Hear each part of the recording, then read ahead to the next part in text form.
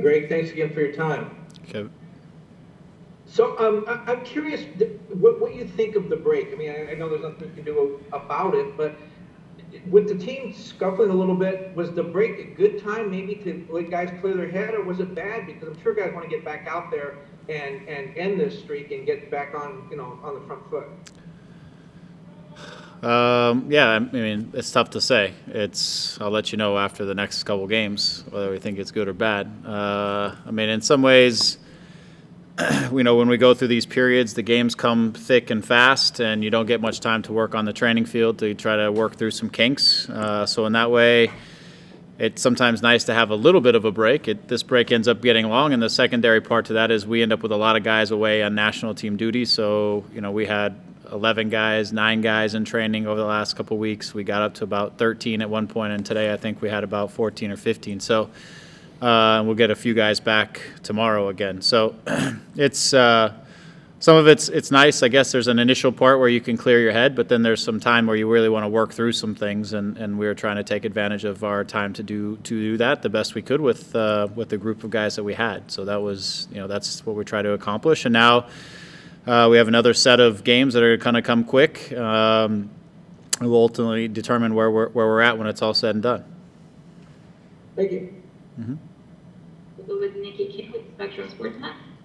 Hey, Greg. I hope Nikki. your 2 weeks went well. What did you use these past 14 days to work on, and what did it look like in terms of your contact with the guys, how often you practiced, and what was your main point of emphasis?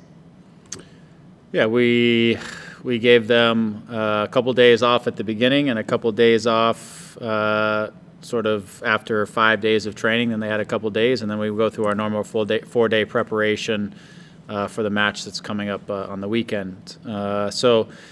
We emphasized, again, based off of who we had and the numbers, we emphasized just some competition and some playing and trying to keep that level high. We also worked on some stuff on the attacking side in front of the goal, just some of the final passing, some of the timing, some of our movement, getting runners to the right spots, trying to connect our runners and our crossers and our final passers to try to improve upon that timing so we can create better and more dangerous chances. And of course, we spent, as always, a little bit of time on the defending side of things. And anytime you're doing attacking and you're working around the box, you're going to do that against defenders. So we were working on some defending stuff there. What was tough to work on was anything that was really collective, that involved 11 players or involved, larger number opposition, just because we just didn't have the numbers. And it doesn't help us that the USL team is playing every 2 or 3 days right now either. So it's not like we can bring those guys in. So we didn't get into much of the larger number stuff. So we tried to break down scenarios in different areas of the field and tried to work through as much detail on that as we could. And that being said, I know you've talked in the past about, rewatching games a couple of times. When you have 2 weeks, do you go deeper into the archives of recent game footage, whether it's throughout this winless streak, to try and identify trends or patterns you want to correct, or do you kind of just keep focusing forward? No, I'll look through the entire season. I'll go back and look at games from the past, for sure, games that we've played in the past against the opposition that's coming up. Go look at the opposition and games that they've played recently or against opponents who I think are somewhat similar to us and how those games went. But I'll go back and look again at us through some of the successful period and see some of the things that were maybe different or going on then, maybe some of the relationships on the field, some of the different things that were happening in that time period and weigh those against a little bit of the stretch. So it's just to see if there's any trends that you're missing over the course of the season or things that maybe you lose track of over the course of a long season when games are bouncing around that you maybe forget about or you just need to recall again. All right, thanks. See you on Saturday. All right, thank you. We'll go with Damien. Mm-hmm. Damien, go ahead. Hey, Greg. Hey, Damien. Get your thoughts on Portland since the last time you guys played them. What have you seen from them over that stretch? Yeah, obviously they've gone on to a great run. I think they've always been, and I've always said this about them from when we played them at the beginning of the year. They're a mature team.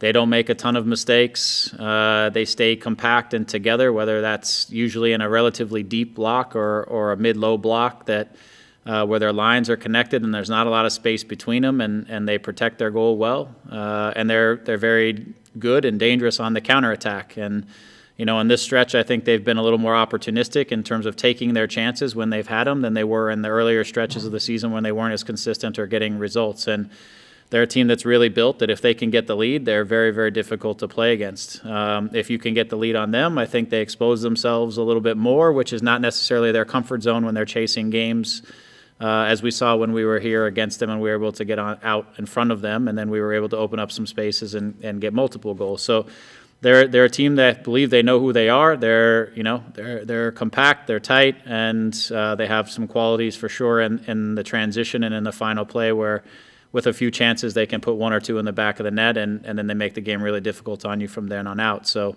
they've obviously had a good run being able to do that through this time period. And what's the status of Derek and Jorge heading into Saturday's game? Yeah, Derek's back in the mix. He's trained this whole time period. Jorge's coming around. Again, bone bruise. So we hope within the next week or so he can get back into the swing of things, but it's he's kind of going through a process where hopefully we can heal him as fast as we can, but he's getting there. It's just a timeline. It's not so much anything more than that. So but he's coming around. He's starting to do more things through the gym and working his way out onto the field. We'll go with Josh Gassman. Hey, Greg, thanks for Hey, answering Josh. questions as always. Mm-hmm. I know you touched a little bit on international players, but do you have guys you expect won't be back and ready for the game on Saturday? Are there quarantine rules that you're going to have to go through? O'Neill and Danilo are the two that will have quarantine constraints when they return. Everybody else is back and will be into the fold. Seba and Jonah returned back, and all of them returned back today. It's just a matter of how quickly guys will be available. Those two will be available right away. And then there's probably this balance, and I don't really know how to ask this question perfectly, so I'll try, is that you have some guys who go out there and, I think Ryan played 180 minutes in 2 games, and he made 18-hour flights and all sorts of fun stuff that comes back. Yeah. Then you have guys like Jonathan Dos Santos who went away to Mexico, didn't play. Is there a certain number of minutes that gives you more confidence in guys? Is there a performance that gives you confidence in guys? Is resting guys during this time and them not playing a good thing? Yeah, again, I don't know if there's an exact formula to all of that. I think, for Ryan, the good thing was he played the 2 games. His last game was Sunday, and our next game is Saturday. So he's, his travel was broken up a little bit. He's now been here. He'll have recovered for sure from the last game, and now it's just a matter of whether, how quickly he recovers from the travel itself. He trained with us today. He went through everything, so he looks good. He was happy that Madagascar won a game, so he's excited about that for sure. So it was good to have him back with Jonah and Seba and these guys. Just kind of see where they're at when they get back in. I imagine both of them are chomping at the bit to get back on the field and to play. And then you weigh with that the guys that were here have obviously been working together and setting up towards a game plan and a strategy for this game, and then you throw guys into the mix in the last day. So there's a lot of variables in this. None of them are perfect, and usually the first game back is from an international break like this is far from perfect. I think you have to you got to get guys on the same page as quickly as possible, and you got to execute as well as you can. So it's one of those challenges. And to answer your question, I don't think there's a perfect formula of how many minutes or how much travel or when they get back that says whether guys are going to be sharp or at their best form when they return. That's great. Mm-hmm. We'll go with Larry Morgan. Larry, go ahead. Hi, Greg. Thanks for speaking with us as always. I have a 2-part question regarding your team. First of all, how surprised are you that the team has hit this dry spell that you're trying to snap out of? And 2, I guess we're going to have Sasha on the call. Talk about how important it is for you to have a veteran like him exerting his influence on this team. Yeah, I mean, in terms of the dry spell, I'm surprised just because we were in such a good rhythm earlier in the season, especially in the scoring goals. We'd always talked about during the season where we were giving up goals in ways that we needed to clean up. But just in terms of the goal scoring side of things, we were always pretty dangerous throughout the course of the season. We were always creating chances, and we were always fairly efficient in turning our chances into goals. And so, a little bit on that side of things, just that some of our timing, some of our connections, some of the stuff in that attacking half between Javi going out and then coming back in after a long break and different things, we got a little disjointed on the final actions, and we haven't been as efficient in front of goal because we have had some really good chances that we've just not put into the back of the net. That's led to us at times, not getting out in front of games and getting on top of games. Where we earlier in the season really opened up and got our wins is when we were able to get the first goal. Other teams had to stretch themselves out a little bit to chase the game, and then we really punished teams more in the transition and more in when we were able to create some more space for ourselves by being on top of the game. We haven't been able to get that first goal and get out in front and force the opposition to chase us, which has meant that our finishing has to be even better. Our final actions even have to be sharper and tighter because the opposition is able to just keep numbers around their goal and in front of their goal more. So obviously a little bit surprised that we've hit this stretch. I think it's put a good stress, not a good stress, no such thing, but it's put a stress on the group that it needs to go through to, I think, ultimately get to where we want to ultimately be. And we have to play under pressure. We have to play with expectation. We have to play where games feel like you must win in order to then get into a playoff environment and be able to be successful. It can't always be comfortable, and we can't always be in a comfortable spot. So this is a real challenge for all of us and for the group that, we're in this stretch now where at least some of these games are must-win games, and I think this is really going to put a stress and a challenge on this group to see kind of where we're at when it's all said and done.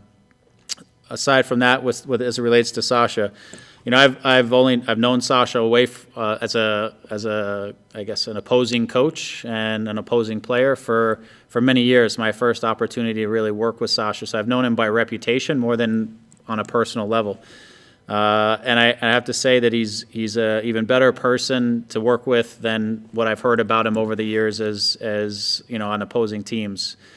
He's huge for us. He understands how we want to play. He understands what I'm asking for guys in the positions.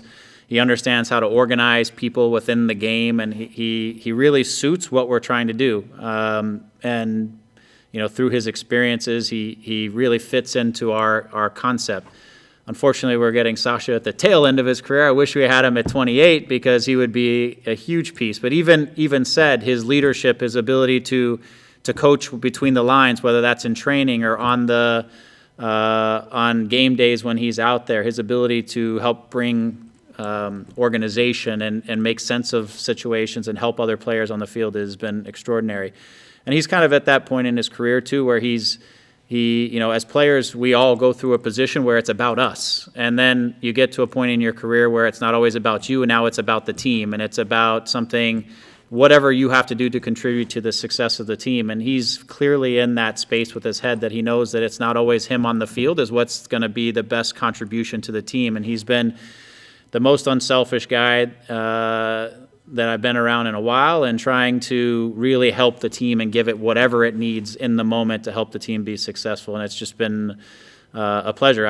He comes in, he's working on some of his coaching courses too, and he takes the office next to mine, and he'll go through some of his classes or his coursework. And so sometimes I'll bring him in and we'll just talk about what we're trying to do from a coaching perspective as well. So that also helps him to translate when he's in the locker room or when he's on the field with the guys, to be able to translate some of that energy into that side of things. So I've really enjoyed working with Sasha. I don't think his career is done by any stretch, but I do think he's obviously thinking a little bit about transitioning at some point into the next phase, which I do believe, and I think he would say the same. We'll be a coach one day, and I can see that for sure. Do you see him as a potential head coach? Yeah, I think if that's something he wants to do down the road, I think he has the right demeanor. I think he has the right mindset. I think he has a good mind for the game. I think there's a lot of things that players who come out of playing and then go into coaching start to realize that exist in the coaching world that you don't think about when you're a player at the time, and you go through those that process as well. But for sure, that for me, there's a handful of guys that I've come across in my career that I think will be good coaches as they transition and go through that process and understand the challenges and all the work it takes to go through that process. He's one of them that I think appreciates all of that side of it.